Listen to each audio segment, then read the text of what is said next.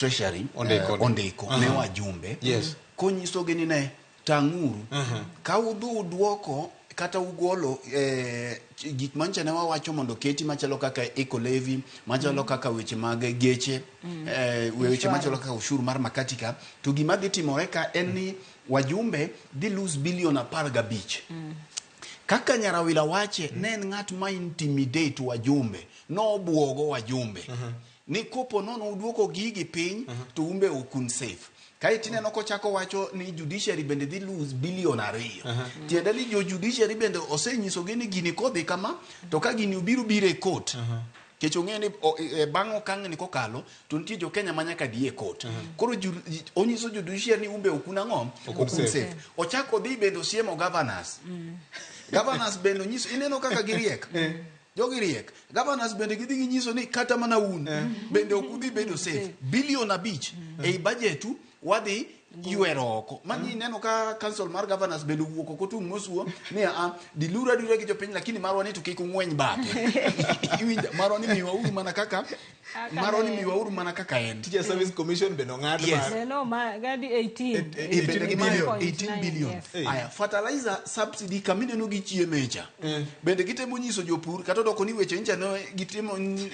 gidhigo kaka gidhigo ni un bende okun safe ang'o matimore gini education bende to 3.4 billion ang'o matimore gini Victor sama matimore to okiwinji ka giwacho ni piny owacho gi jodito mag piny owacho gidhi duoko kwan geche mag ringo go dendara piny ok gimulo ok giwacho ni allowance mag wajumbe gidhi duoko piny ok giwacho ni to state house mane bedo renovated gomenda makore lach cha office Gachagua mane idwa mi mondo bed renovated gi ode kamodake mane oger gi milion 400 to koro idwaro maloyo milion 600 mondo mi otimgo renovation tini renovation ka omenda malach maloyo kata omenda manoger go dot mago ok giwuoye nyo gitemo mondo mi gichal joma siemo wajumbe gi to mana Victor gima wawacho ka gima osekethore ka onge piny owacho ma wan godo e masiso mare mar omenda ni malo nekech king'iyo omenda mwachoko Victor mwachoko achoka kiweyo omenda mwachoko e taxes kende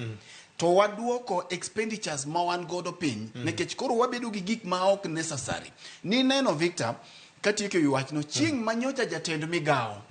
mar omenda dhi somo budget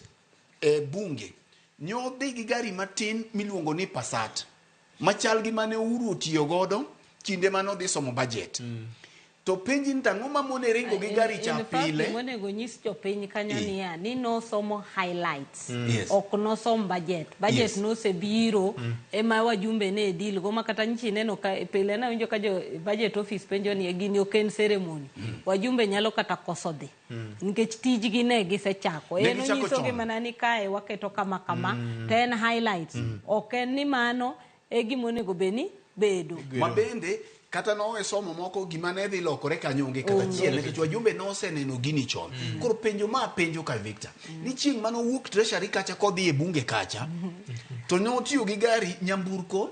ma engine mare tin miluongo ni Passat ni to jofwambo bende ncha penjo ni to Passat ni en orito ga mana ka CS wuok kacha cha titinge godo tikele to bang'e odok e gari ma engine ne duong nikech Victor king'iyo expenditures wa to gi kaka wawito